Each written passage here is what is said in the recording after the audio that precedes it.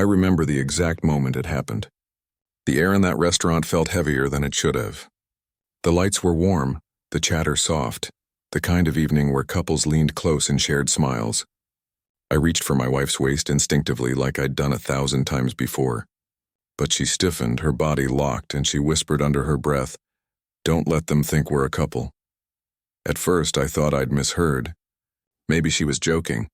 Maybe I had missed the context.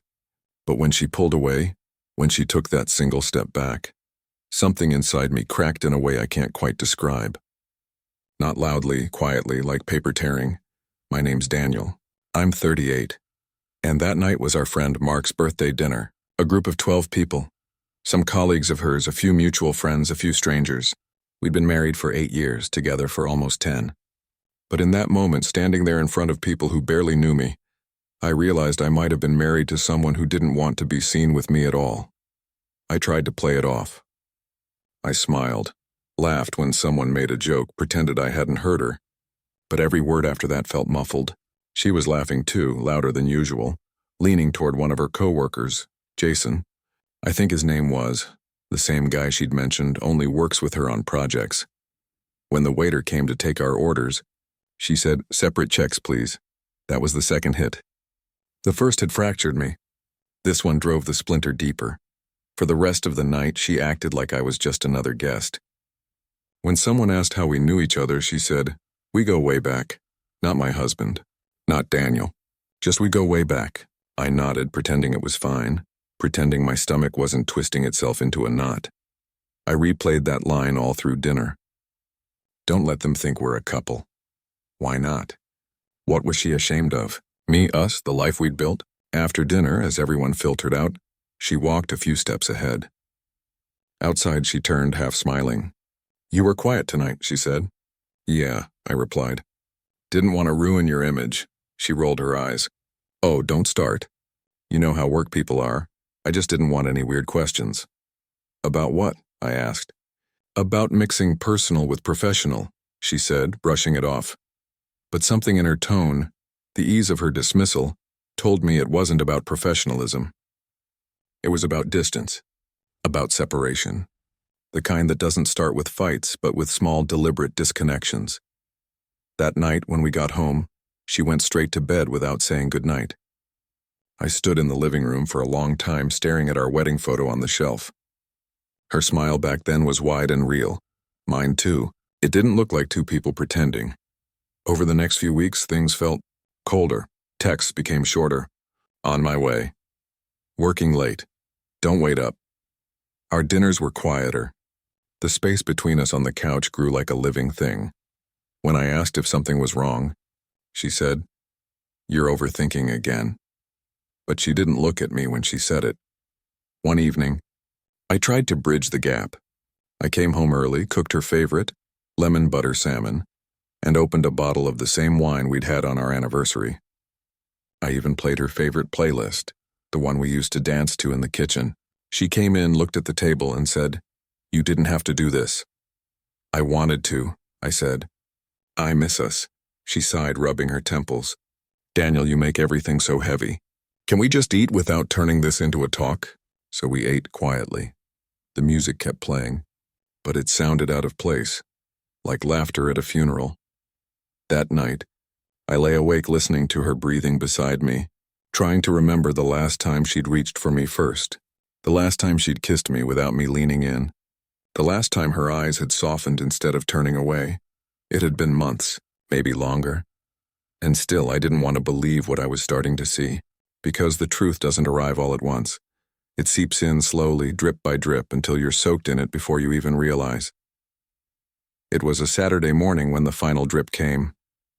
She was getting ready, dressing up, and perfume, heels, makeup, the whole thing. I asked, "Where are you headed?" She said, "Brunch with some friends from work." "Which ones?" I asked. "Jason's organizing it," she replied without meeting my eyes. That's when I knew this wasn't just about appearances anymore. She left for brunch around 10 that morning, her perfume still hanging in the air long after the sound of her heels faded down the hallway.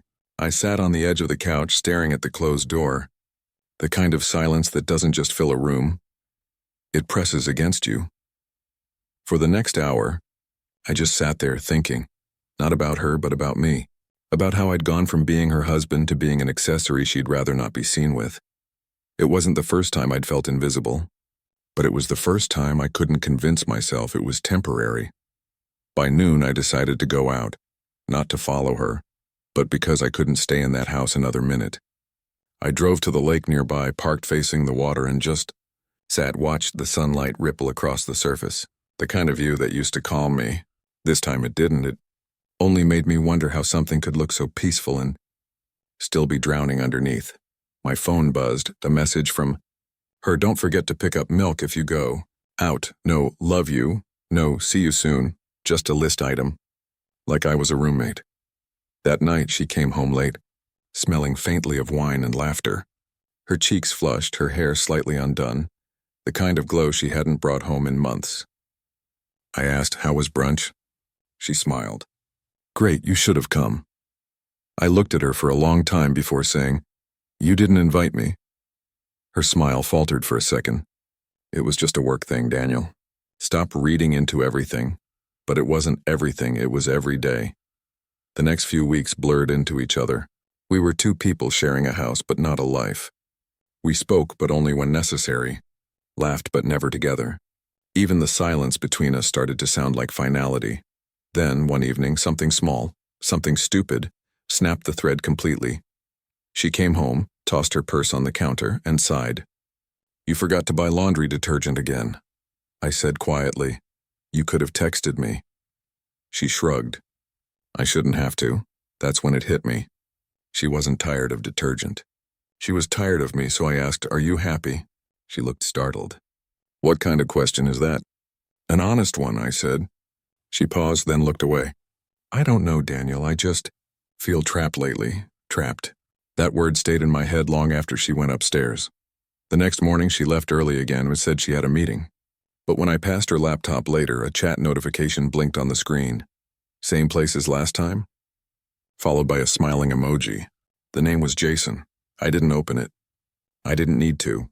The truth had already made itself comfortable in my home. That night she didn't come back until almost midnight. I didn't ask where she'd been. I didn't accuse. I just told her dinner was in the fridge and went to bed. A few days later, she mentioned she'd be attending a weekend conference out of town. She asked if I could handle things here. I said sure, but I didn't plan to wait this time. When Saturday came, I packed a small duffel bag, clothes, my old journal, and the wedding photo I couldn't throw away just yet. I left her a note on the counter. "You asked me once not to let people think we're a couple. You don't have to worry about that anymore." I didn't leave in anger. I left because I'd finally understood something. Love can survive mistakes. It can survive distance, but it can't survive shame. Not when one person is ashamed of the other. I drove to my brother's place that night. When he opened the door, he didn't ask questions.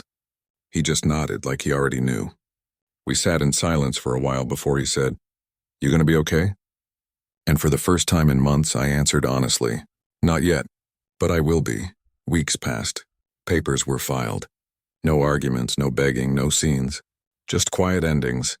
The kind that don't make noise because they've already been echoing for too long. Sometimes, when I drive past that restaurant, I think about that night. The moment she pulled away. The whisper that started the unraveling.